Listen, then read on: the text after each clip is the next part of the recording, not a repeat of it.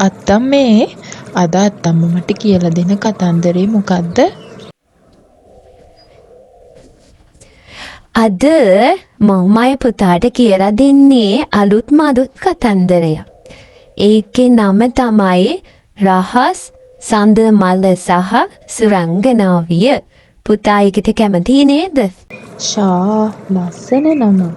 අනේ අත්තම්මේ ඉක්මනට මට ඒ කතන්දරේ කියන්නකෝ. ඉතින් පුතේ මේ කතාව පටන් ගන්නේ ඈත තිබ්බ මන්තර වනාන්තරයකින්. ඒ මන්තර වනාන්තරයේ තිබුණා රාත්‍රියේදී පමණක් පිපෙන රහස් සඳමල. ඉතින් ඒ මල පිපුණේ පිරිසිදු හදවතක් තියෙන කෙනෙක් ඉදිරියේ විතරයි. ඉතින් පුතේ මේ වනාන්තරයේ ජීවත් වුණා අමරා කියලා පුංචි සුරංගනාවියක්. දවසක් ඇයට මේ අඳුරු වනාන්තරයේ අතරමං වුණ පුංචි දරුවෙක් හමු වුණා. ඉතින් ඇය තම මැජික් පාවිච්චි කරලා මේ චූටි දරුවව ගෙදර යවන්න තීරණය කළා.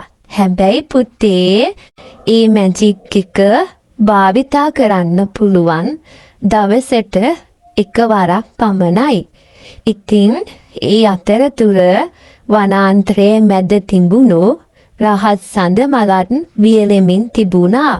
ඉතින් සුරංගනාවියට තීරණයක් ගන්න සිදු වුණා.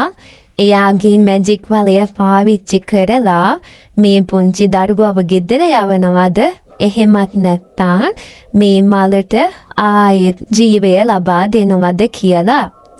ඉතින් පුතේ මේ සුරංගනාවිය කිසිම සැකයක් නැතුව එයාගේ මැජික් බලය භාවිතා කරලා මේ පුංචි දරුවව ආරක්ෂිතව ගෙදර යවුවා. ඒ මොහොතේම අහසෙන් රිදී තරු වැස්සක් වැටුණා. ඉතින් වියලුණු සඳමල නැවතත් පිපුණා. වනාන්තරයේ රැජින මේ පුංචි සුරංගනාවිය ඉදිරියට ඇවිත් මෙන්න මෙහෙම කියනවා පුතේ. සැබෑ මැජික් තියන්නේ බලයේ නෙවෙයි අනුන් වෙනුවෙන් කැපවෙන හදවතේ. ඉතින් පුතේ එදා ඉඳලා මේ පුංචි සුරංගනාවිය මේ වනාන්තරයේ ගොඩාක් ප්‍රසිද්ධ වුණා. ඒ ඇයගේ මැජික් බලයට වඩා ඇගේ කරුණාව නිසා. ඉතින් පුතේ මේ කතන්දරයෙන් අපිට ගන්න තියෙන ආදර්ශය තමයි අපි සැබෑ වීරියෙක් වෙන්නේ තමන්ගේ වාසියට වැඩ කරනකොට විතරක් නෙමෙයි. අනුන්ගේ සතුට වෙනුවෙන් කැප වෙන විතරයි. අත්තම්මේ ඒ කතන්දරය හරිම ලස්සනයි. ඉතින් පුංචි යාළුවනේ ඔයාලත් අපේ අත්තම්මගෙන් මේ වගේ ලස්සන කතන්දර අහන්න කැමති නම් අපේ YouTube channel එක subscribe කරලා එකතු වෙන්න.